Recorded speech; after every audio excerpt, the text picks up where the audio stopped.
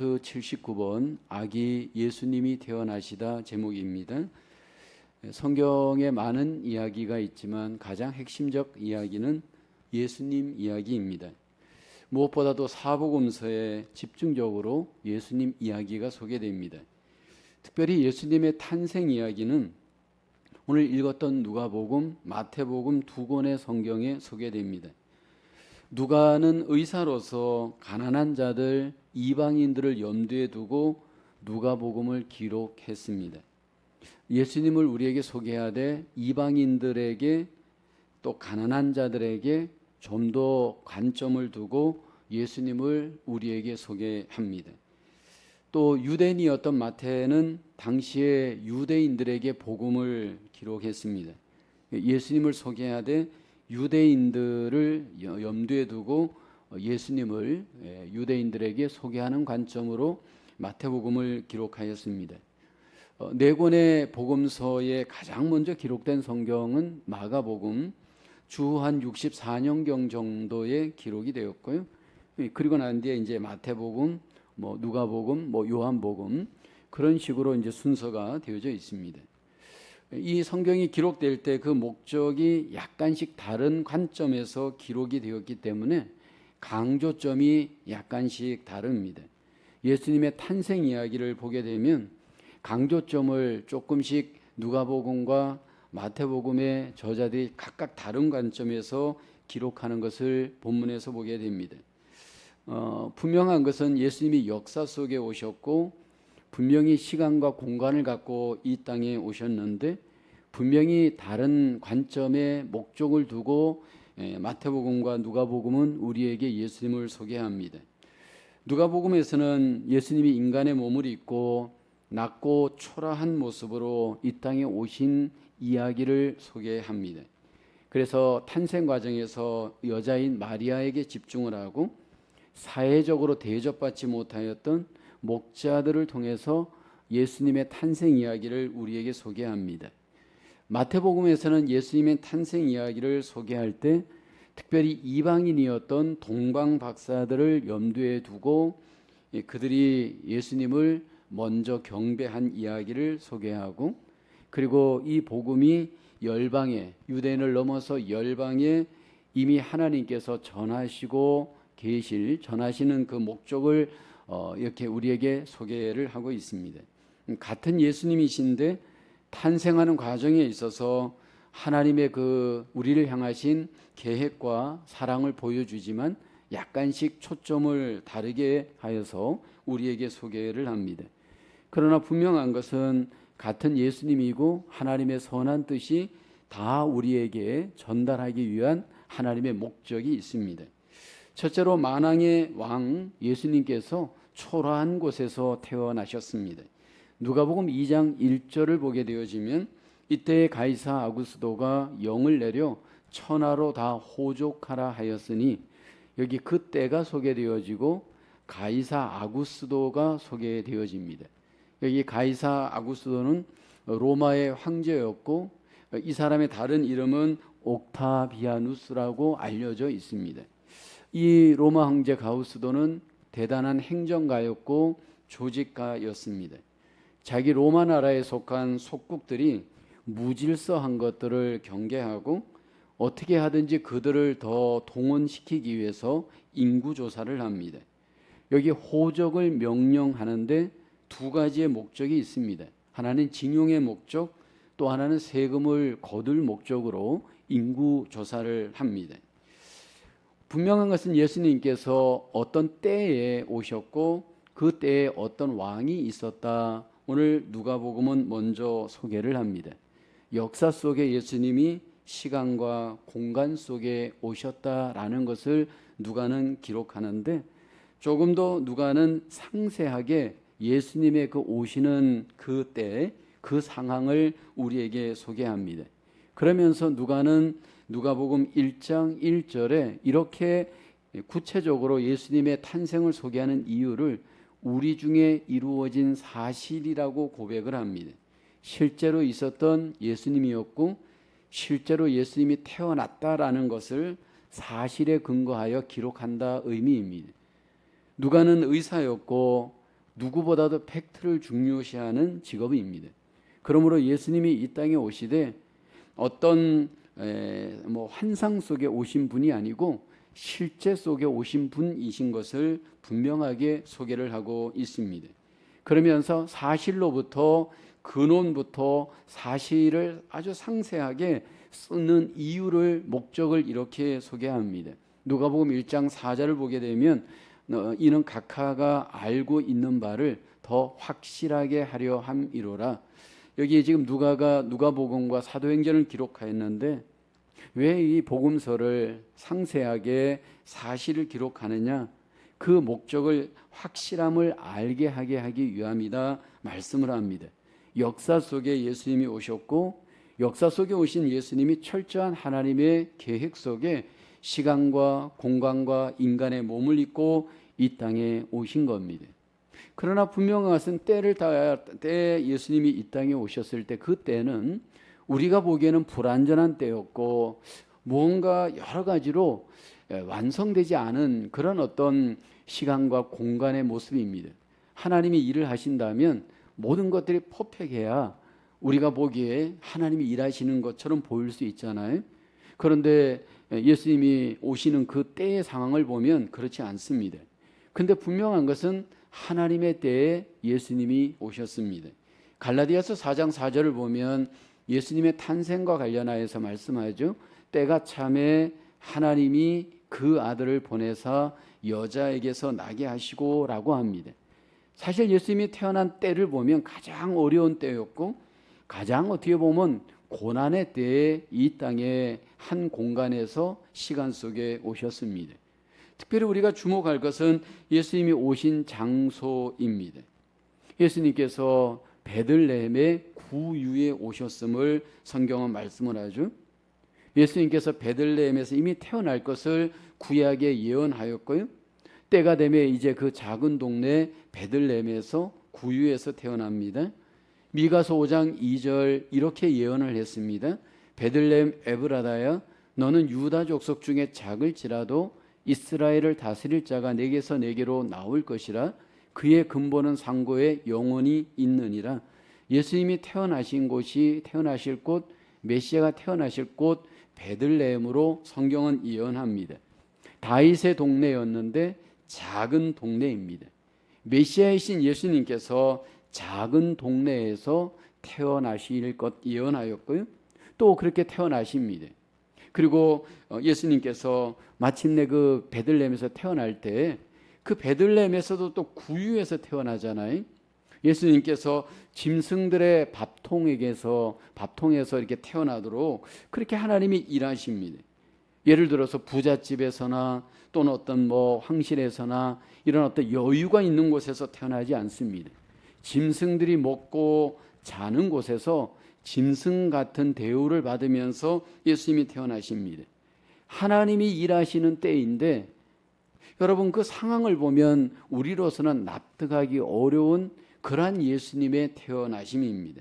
왜 이런 시골에서 이런 장소에서 태어나셨을까 우리는 질문하게 되어지죠.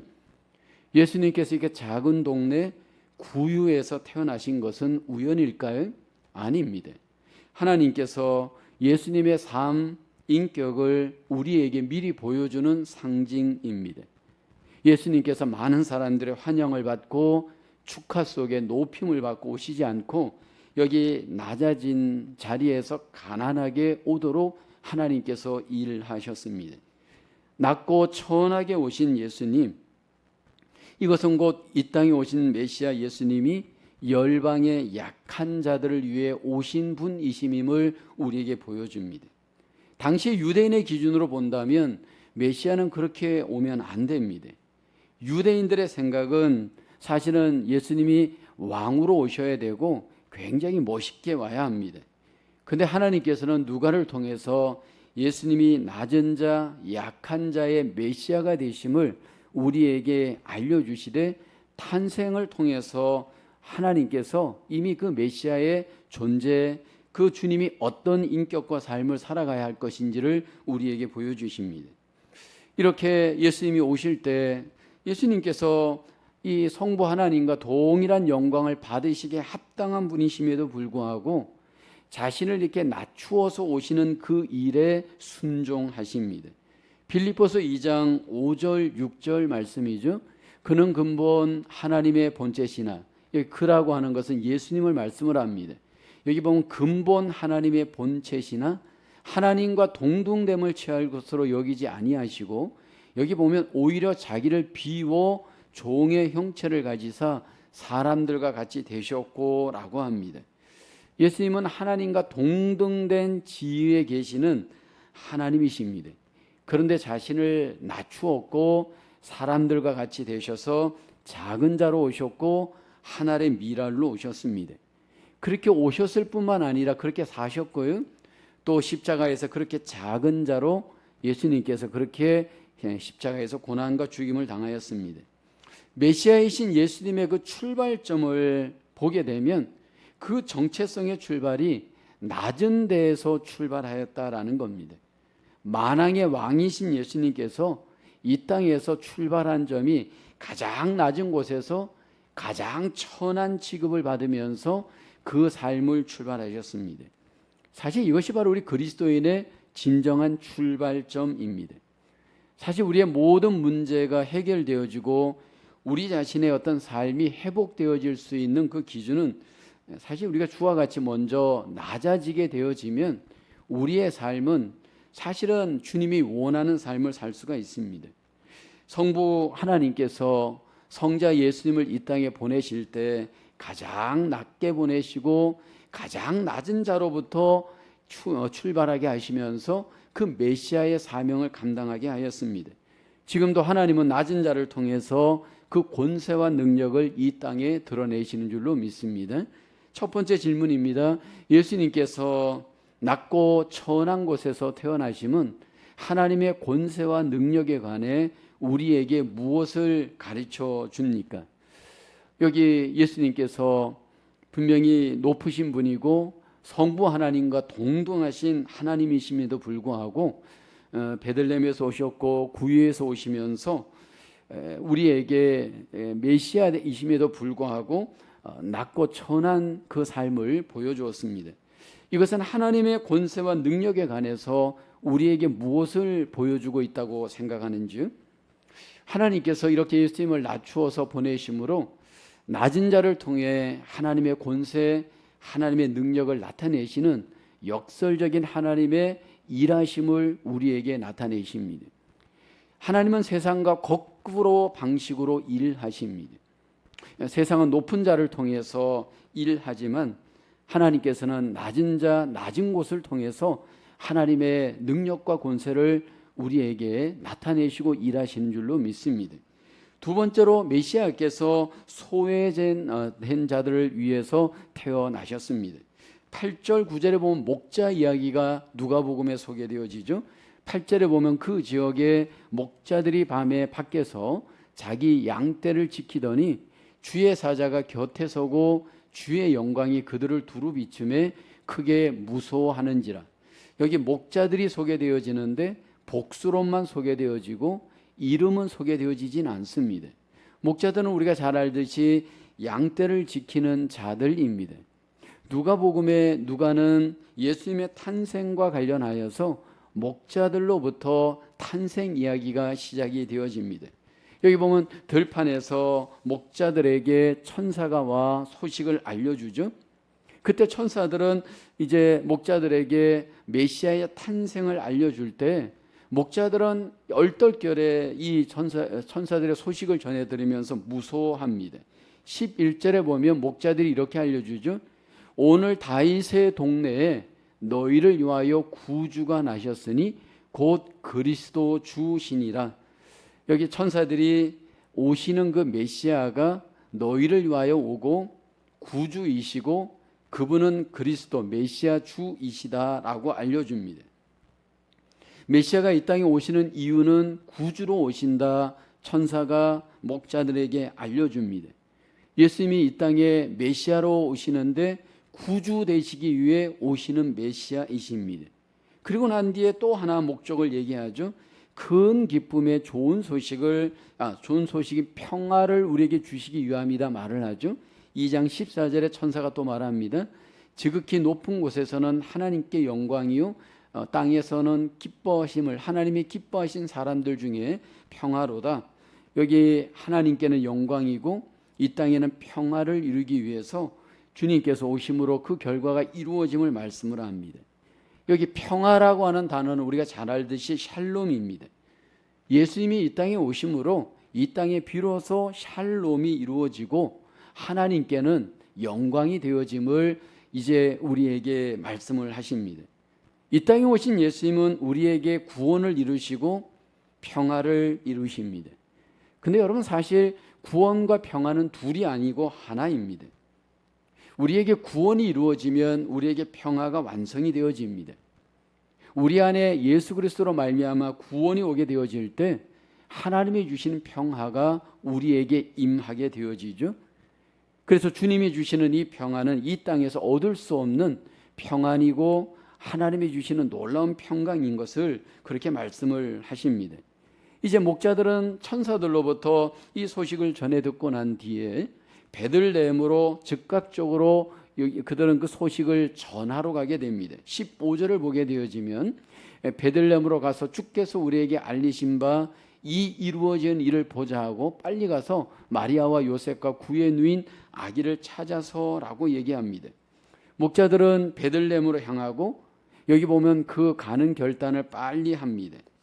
갑자기 들에서 양을 치다가 천사들을 만나서 메시아의 탄생에 대한 소식을 전해 듣고 그들은 일을 그만두고 즉각적으로 그 소식을 알리고 또 확인하기 위해서 베들레헴으로 이동하게 되어집니다. 여기 우리 목자들을 보게 되어지면 이방인이었고 비록 이름은 소개되어지지 않지만 그들은 믿음으로 결단하고 순종합니다. 천사들로부터 메시아의 탄생 소식을 전해 들었을 때 그냥 듣는 것으로 그치지 않고 그들은 그것에 대한 믿음을 갖고 증거하기 위해서 확실하게 순종함으로 여기 보면 하나님 앞에 자기들을 헌신하는 것을 보게 됩니다. 사실 많은 분들이 그냥 은혜를 받고 끝나는 경우가 많잖아요. 그것에 그냥 아멘으로 그냥 멈추는 경우가 있잖아요. 근데 이 천사들의 소식을 전해 듣고 은혜를 받고 그 은혜 속에서 그들은 체험하고 난 뒤에 머물지 않고 이제 그 순종을 통해서 이 메시아의 탄생을 알리고 경배하는 목자들의 모습을 보게 되어집니다. 여기 목자들이 자신들이 그 알고 듣고 본 바를 사람들에게 전하잖아요. 누가복음 2장 17절을 보게 되면 보가 천사가 자기들에게 이 아기에 대하여 말한 것을 전하니라고 합니다. 여기 전했다라고 말씀을 하잖아요. 오늘날 다윗의 동네에 너희를 위하여 구주가 나셨으니 곧 그리스도 주시니라 이 말씀을 전한 겁니다. 여러분 생각해 보십시오. 목자들이 이 천사들로부터 받은 이 메시지를 만약 그 주변인들 또는 베들레헴에 가서 전하였을 때 과연 이들은 어떤 취급을 당했을까요? 목자들이 그런 말을 하였을 때 사람들로부터 어쩌면 비웃음을 당할 수 있고 조롱을 당할 수 있는 가능성이 있지 않나요? 그런데 천사들은 목자들 소외받는 이들 사회적 권위가 없는 이 약자들인 목자들에게 메시아의 탄생을 알리고 또 목자들은 그 탄생을 사람들에게 전하는 사명을 감당하였습니다. 그로 인해서 하나님의 뜻이 이 땅에 이루어졌습니다. 소외받던 이 목자들이 메시아이신 이 예수 그리스도의 탄생의 소식을 전해 듣고 그냥 끝나질 않고 전하고 증거하면서 결국 하나님의 뜻을 이루고 이 땅에 복음이 증거되어지는 하나님의 놀라운 영광을 나타내었습니다. 사실 우리가 하나님을 보게 되어지면 굉장히 공평하신 하나님이십니다. 어떤 사람들은 하나님은 불공평하다라고 말을 하지만 이 땅에 메시아가 탄생하는 과정만을 들여다본다면 그 당시에 소외받고 약자였던 목자들에게 하나님께서 천사를 보내어서 예수 그리스도의 탄생을 알리고 그 기쁨을 누리게 하시고 그 영광을 경험하게 하였습니다. 아마 그들에겐 굉장한 위로가 되었을 것이고 큰 기쁨이 되었을 겁니다. 근데 그 하나님의 일하심은 지금도 그렇습니다. 어쩌면 이 세상 속에서 약자로서 소외받고 어떻게 보면 기쁨이 없고 마음속에 상처받는 이들이 있다면 하나님의 위로와 은혜가 어쩌면 그들에게 하나님께서 먼저 다가가시고 역사하시면서 하나님의 뜻을 이루시는 줄로 믿습니다. 우리는 쾌천 2번으로 한번 같이 넘어가 생각해 볼까요? 교회가 의도하지 않게 복음이 모든 사람을 위한 것이 아닌 특정한 부류의 사람들을 위한 것처럼 적용하는 방식들이 있을 수 있는데 어떤 것들일까요? 우리가 복음을 제한할 수 있고 예수님을 제한할 수 있는 위험이 있습니다.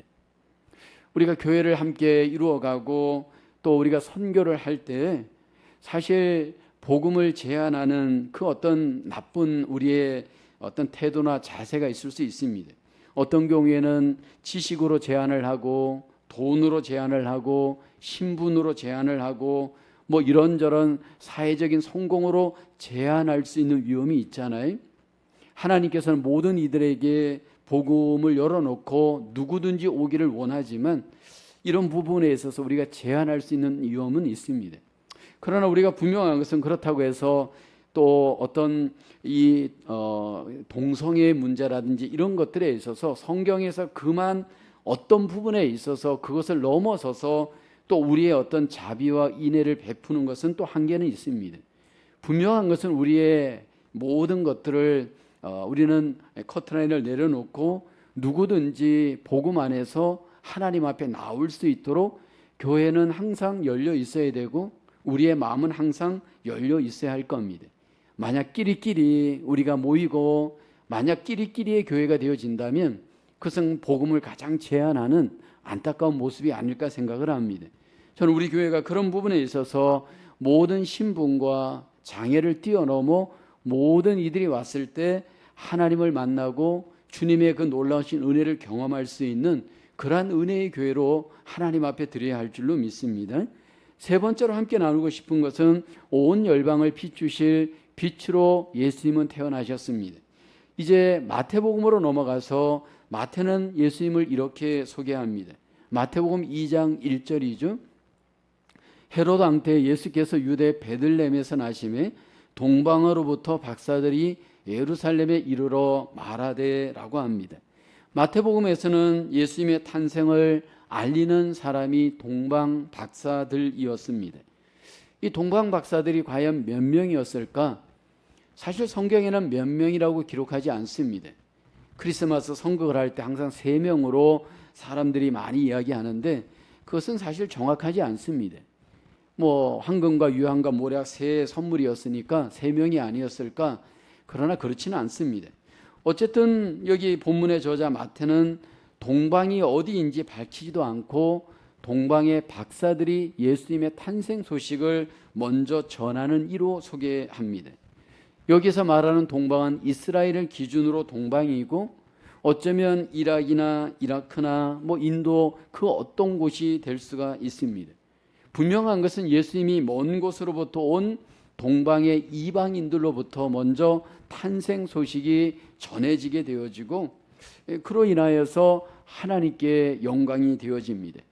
마태복음 2장 2절을 보면 여기 동방 박사들은 별을 보고 예수님을 쫓아오죠.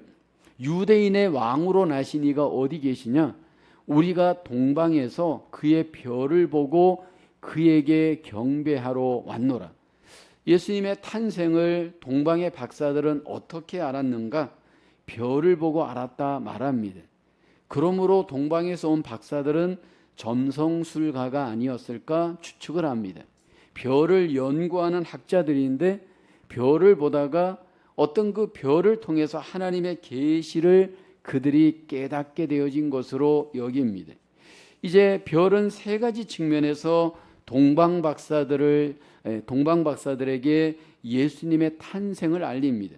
우선은 메시아의 탄생을 별을 통해 알리고요. 그 두 번째는 그 메시아에게로 별이 인도를 합니다. 먼 곳에서 그들이 베들레헴까지 올 수 있었던 이유는 바로 별이 내비게이션 역할을 해줍니다.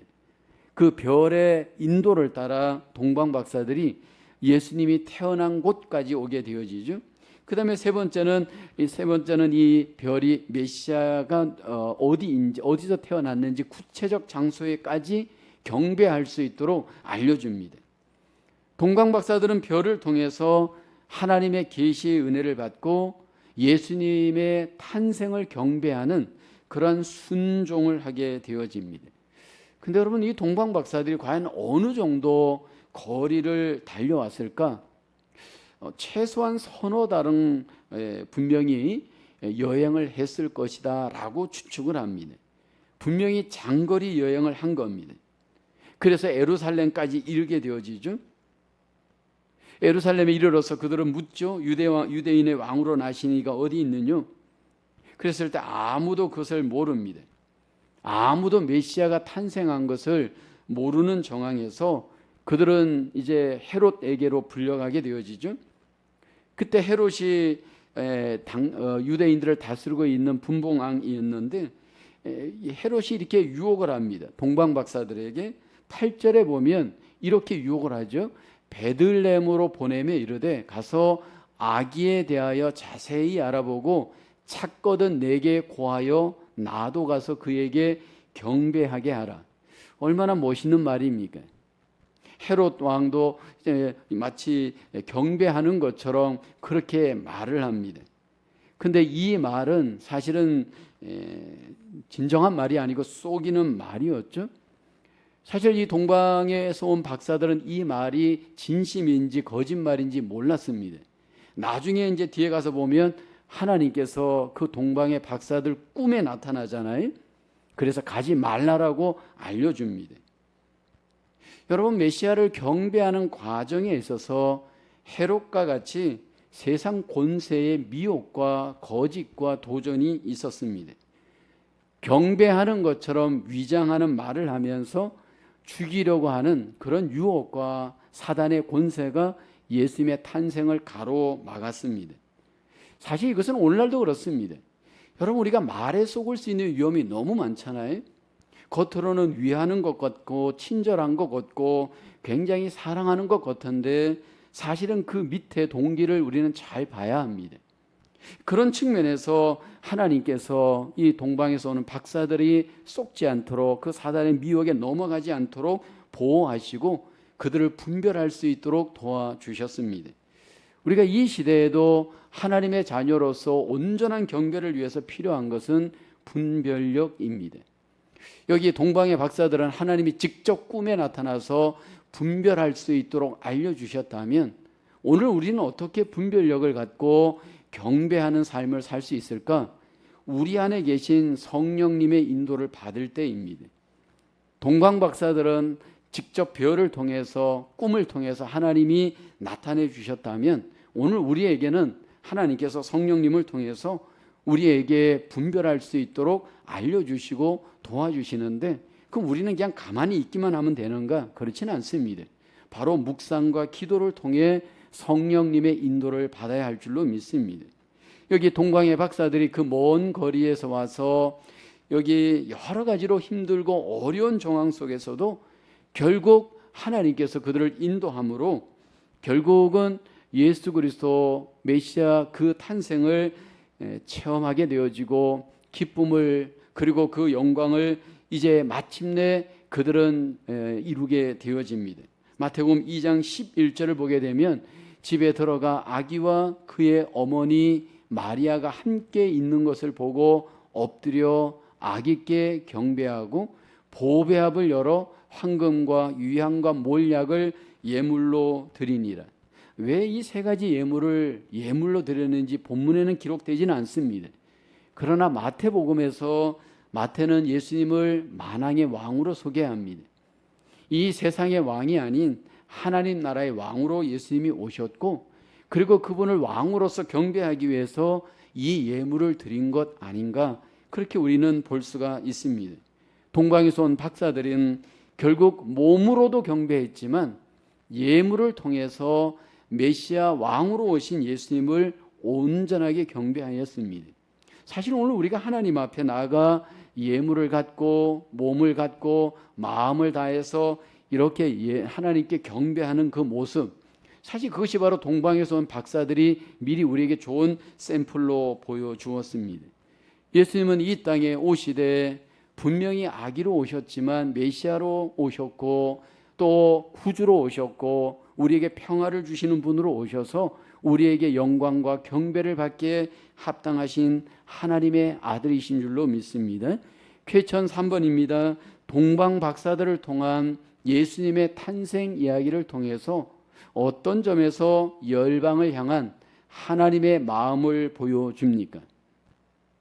하나님께서 유대 나라에 많은 이들이 있었을 것이고 또 어쩌면 메시아를 기다리는 사람들도 유대인들 중에 많았을 겁니다. 근데 하나님께서 멀리 공간적으로 떨어져 있는 그 동방의 이 박사들에게 하나님께서 찾아가셨다라는 겁니다. 왜 그렇게 멀리 찾아가셨을까라는 겁니다. 동방 박사들을 찾아가신 하나님의 마음은 어떤 마음이었을까요? 저는 그것이 바로 이방인 모든 사람들을 사랑하시는 하나님의 사랑의 마음이었다라고 보여집니다.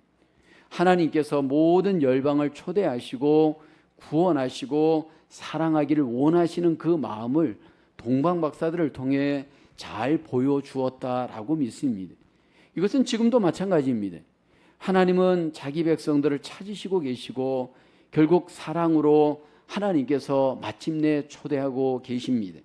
나가는 말입니다. 누가복음과 마태복음에 우리는 함께 예수님의 탄생 이야기를 나누었습니다. 예수님의 탄생은 우연이 아니고 구약에 예언하였던 하나님의 약속이 누가복음을 통해 마태복음을 통해 마침내 성취되었습니다. 누가복음을 통해서는 목자로 예수님의 탄생을 경배하였고 마태복음을 통해서는 동방 박사를 통해 예수님의 탄생을 경배하였습니다. 이로 인해서 이방인과 유대인 모든 만민들에게 예수님이 메시아로 오시되 낮은 자들을 또 위에서 낮게 오시고 만민을 구원하기 위해서 만왕의 왕으로 오시면서 경배를 받으시기에 합당하신 메시아이심을 우리에게 보여줍니다. 목자와 이 동방 박사들을 통해서 하나님께서 우리에게 보여주시는 교훈은 결국 그 메시아를 온전히 경배하기 위해 즉각적으로 또 희생을 통해 순종함으로 마침내 하나님의 놀라우신 은혜와 영광을 경험한 그들의 모습은 또 우리에게 교훈이 되고 적용이 되는 줄로 믿습니다. 우리의 삶 속에 메시아로 오셔서 우리의 구원주가 되시고 평화를 주신 예수 그리스도로 말미암는 이 은혜와 복이 우리에게 더욱더 풍성한 삶 그리고 우리 이웃들에게 복음을 전하는 삶으로 하나님 앞에 증거되어지고 적용하시는 우리 모두의 삶이 되기를 주님의 이름으로 축원합니다.